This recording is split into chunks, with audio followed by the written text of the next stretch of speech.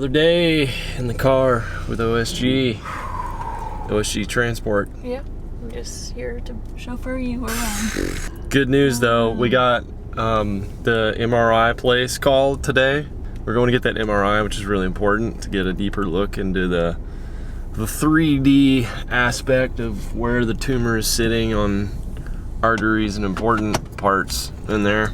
I was on the phone this morning with Demolition Ranch. Super awesome fellow Aggie, fellow YouTuber, just an amazing guy. There was a guy, when I was on the phone with Matt, another guy pulled up in the driveway this morning, and I didn't know who he was. He got out, and he was just a fellow Christian guy, and he just asked to pray with me, and he asked to offer his free service, his business service. That right there just really hit me. I know this story is impacting a lot of people. His dad had passed away from a brain tumor. It just makes me feel very humbled that I know that this story is really helping some people out. We're overwhelmed with the support, quite honestly.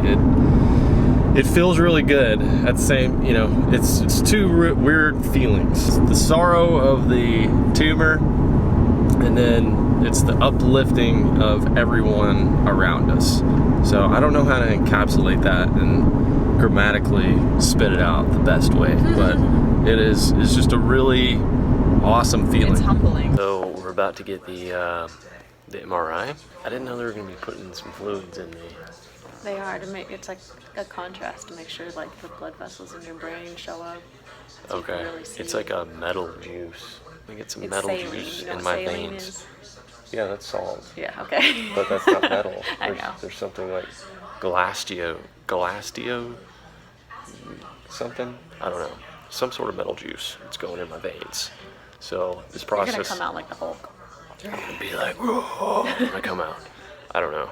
No, it'd be like the Silver Surfer guy from, what's it called? So this is gonna take 25 minutes in there. It's gonna be a while. I can't have move. anything metal on me either. You can't move. And I can't move. So Justin, it's gonna be great. long exposure, about a minute and a half each time. Okay. So they would that timeline. Exactly. So have a seat here. Head's gonna go right there on that seat. Okay. Since they're so far away from you. It's like your comfort. Let me get his helmet on. Oh yeah, that's much better. Right? Okay. I'm gonna slide you in. Now, when I come in for the contrast here in a second, keep your head really still so that the pictures before and after the contrast match. Okay? I'll get out the way. Get your music turned on. That's where he'll be. Pushing up some of your brain tissue and your blood vessels. Like you can literally see where it's kind of deformed part of your brain. What? Yeah. We're just getting the rundown from Stephanie. Already saw some of the images, so it's like real time. It's real time, so I've already seen it. And you can really see the difference between the contrasted one. So you got two MRIs kind of. Like one was a non-contrast and then one was when they shot you up with the metal.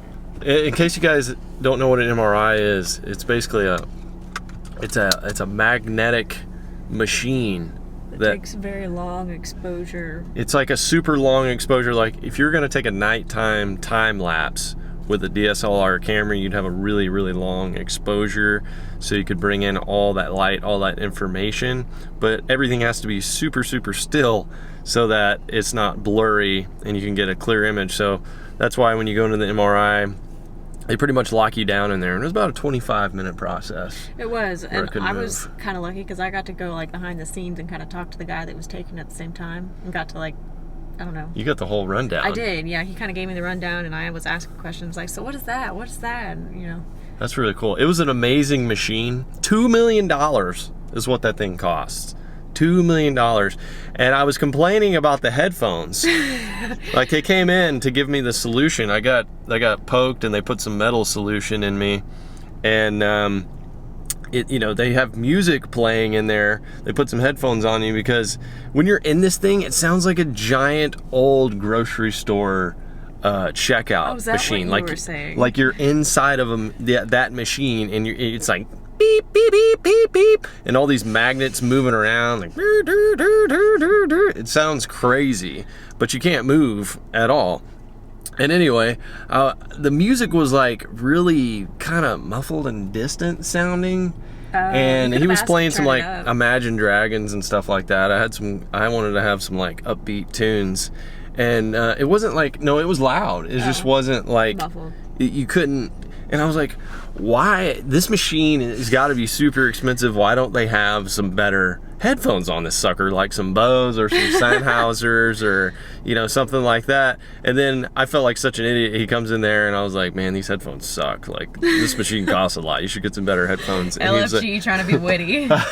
and then I learned, he was like, well, you know, they're actually not bad because there's no metal wires running to them. He uses air. It uses like Tubes. air. It had like tubes connected to it, clear tubes. I was like, how the heck is that sound even coming through there? Just through air. So in that aspect, mad props to the machine. It was amazing for not having no metal wires, because you can't have anything metal on in there. It totally screws up the machine. So anyway, very interesting time in my life inside of the machine. Did you get to think about your life choices? I got to think a lot about life in that 25 minutes, listening to muffled Imagine Dragons and sounding like I was inside of a giant cash register. All right, we're back at the house. We had to dig up a dinosaur computer. We had to get a Dell from back in the day. This thing's really old. But we slapped the disc in there that they gave us. Okay, let's take a look at this thing. Okay, so we're going down into the brain, so we kind of see his nose. It's a little crooked. Getting into the eyeballs. Look at those peepers. Those are some good peepers. Look at them balls. That looks crazy. It does, doesn't it? That is wild. Woo! Okay, so we're kind of coming up off of the brain a little bit. So that's just sliced in layers. It's like a cake. Basically, yeah. These are supposed to be parallel right here, whereas this one's being pushed down and all this is being pushed up. So another thing is this is like a huge major blood vessel, but you see it's pronounced over here. You can't really see it over here, so it's either like underneath it or it's being shoved to the side or something. Is this the stuff with the contrast now? Yeah. Looks like a sonogram. Looks like an ear. It's like rotating. Like you can see the skull now. It's like moving around in 3D. You see the whole brain. The bone. Oh. There it is. It lights up like That's a it. light bulb. That's it right That there. entire thing right there. Okay. I mean, that's pretty prominent. It's in there. And And we can see that. I mean, that's right by your left eye. That's why you were like, my left eye is about to explode. Yeah, that thing looks like a golf ball. I'm so sorry. Oh, it sucks. Well, I'm no expert, but looking at that thing, with all the, when they put the special fluid in there, it looked like a ping pong ball, which doesn't look too good. It doesn't look like it's in a good location. It's pretty much around some arteries is what Stephanie was saying, and then what the people at the MRI place were saying. It's kind of like wedged in a bad spot. So next move is to go see the neurovascular surgeon. That's the next thing on the list. Venturing out on my own right now. It's the first time I've driven a car since I've had all these bad head pains. Doing well today. I haven't had any medication, so I feel like I can drive. I just have this like weird feeling when I roll around my eyeball, I can feel the pressure. There's like a constant pressure behind my eye. So to feel like I'm doing something with my life, I'm driving into town to do a couple of errands, some things I need to do. I'm trying to do some international travel. I've got some trips I've been planning with buddies for some international travel, for some fishing trips, and I'm just hoping that I can get to go on these. Like, one of the first things I'm gonna ask the next surgeon is, hey, do you think I'm okay to go on one of these? But even if I'm not, I don't know. The last thing I want to do is be out of the country and then have an aneurysm or a stroke or something and then be in really big trouble. But I've also just got to keep going, living with my life. Like I can't just sit inside. That's not me, and I want to be still adventurous. And who knows, they may tell me, you know, this thing's inoperable. You're not going to be able to do anything about it. You're just going to have to live it out. Eventually it's going to kill you. And in that case, I'm just going to be fishing all over the world, like just going nuts, crazy with it. But hopefully they're going to be able to tell me we can get it out soon. And I don't know if I can delay my surgery a little bit or maybe scoot it up so that I can have enough time to recover to go on some of these trips that I've been waiting to go like years, like these trips of a lifetime kind of stuff. So I'm just hoping, and I'm going to run some errands right now to do some passport and visa things, just in case I can go. I'll be able to go when the moment comes. I figured it would give you both a chuckle. This is Sophie right here, and she has drawn. We zoom in on that. Yeah. This is Lakeforkguy, and that's Winston eating dead frogs that stink. Like there's even stink lines. So this is very recent. Yes. Very recent. Like and is that a fishing rod with, what is that on it? A bass? I think that's a largemouth. That's a largemouth. Okay, that's a largemouth bass. I think that's you smelling a largemouth too. Well, look at me, and I'm pink, and You're I got pink. my hat on. Sophie is 5. These little things are cheering me up for sure. Precious. Sophie, you're cute. You're cute. We love you. What do we have here? We have more mail? We got more mail. If you guys don't know, like the old Dixon buzzbait, it was supposedly one of the best buzzbaits ever. Like, I think people pay a lot of money for them to get the original ones. I think LFT Lures has like, they have like the original molds or something. They're selling a new model of that old Dixon buzzbait. It says one Major League Fishing. Yeah, we can't share that with the audience actually. Just a little snippet for you guys. Just know that there's fishing still in my life all the time, going on behind the scenes. Trust me, it's never stopping. You ready, Winston? You ready for fitness time? Fitness! Alright, one step at a time. Almost. Still need some help. Man, we've been doing this for how long? Every day. You can learn everything else. Okay, let's go. Let's go. All right, balance. We need to talk about balance because this is going to be key in the remainder of my life. Luckily, my life partner is a dietitian. So it just makes so much sense. Yeah, we need to keep your blood pressure down. You know, Stress. if you had brain cancer, there's diets for that, but I don't know if that's coming into play yet. So we'll just keep your blood pressure down. Oh, well, hopefully I don't have brain cancer. We're almost 100% sure I don't have brain cancer. It's a brain tumor at this point. We don't know 100%. Doctors feel already that because of what it looks like, it's not cancerous. So we may have to treat it with radioactivity, which is different from chemo, which I didn't even know. We don't know yet. Everything's still up in the air. But back to balance. Nutrition's part of the balance. Fitness is going to be part of the balance. Resting heart rate is going to be very important for me. That's going to be an important goal to get down.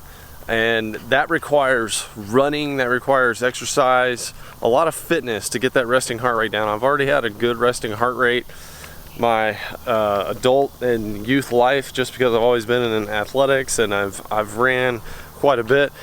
But over this last year, really just going too hard, just going too hard, trying to be a YouTuber, and then also trying to work and doing too many things, and then not exercising enough, not sleeping enough. Sleep is so important for your body, guys, and I've really learned that from the doctors already, just learning how your body recovers, how your brain recovers.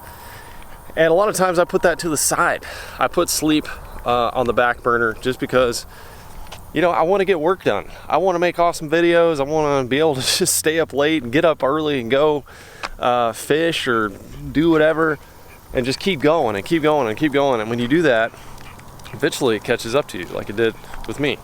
So in order to keep a high energy level, like I've already just set the bar in my life, I feel like that's just part of, I like to keep a high energy level and keep things going. I'm gonna need to have that balance, have a good low resting heart rate. That means I'm gonna have to exercise regularly, not like kill myself, like doing marathons all the time, but good exercise and then have good nutrition. And I'm also gonna have to balance the other things in life. You know, I gotta balance getting rest and sleep and being with family, and then also faith, as you guys know, is part of the balance as well. That whole unit right there is just gonna be my next chapter in life as I go forward with this whole ordeal. If I'm able to get back on my feet and really get back at life, I want to hit it hard with such positivity and be able to come back really, really, really strong. And you guys are already helping me do that 100%. You tell I'm already getting like worked up out of breath from walking, holding a camera. This is sad. This is sad. I need to get in better shape. So I have to start taking that initiative, and that is going to be the next step in life. The area that this tumor is settling, and I think this is going to help name the tumor officially. We were at LFT, but what is it called? The Circle of Willis, which is an interesting name. But it's basically like a nest, a bundle of very important arteries. Is that right, honey? Arteries and blood vessels. And the tumor's just it looks like it's just wedged in there in the Circle of Willis, which is not good. So it makes it very difficult to get Willis out of there. So I think it's pretty appropriate we call the tumor Willis. So the last I heard, we were at 8,000 shirts already, guys. Thank you so much. You don't know. Thank y'all. Yeah, you don't understand how much of a stress reliever that is. Just, we're still trying to get the insurance thing figured out, get like an emergency plan set up, and we haven't got anything set up yet. So we don't know. We're praying that we also get insurance out of this, but it just hasn't happened yet. So just knowing that you guys are supporting us through all those shirt sales, it really is helping out a lot. So let's leave here on that positive note, guys. I'm gonna start my balance journey starting tomorrow. I'm gonna get back out some light physical action, something I haven't done in a while. I just wanna test it, wanna see how we're doing. I wanna see what all I can handle and get back at it. So thank you guys so much. Don't forget to spread the word of fishing in the outdoors to everybody. Make sure you go check out makeeverycastcount.com if you want to support extracting Willis out of my brain.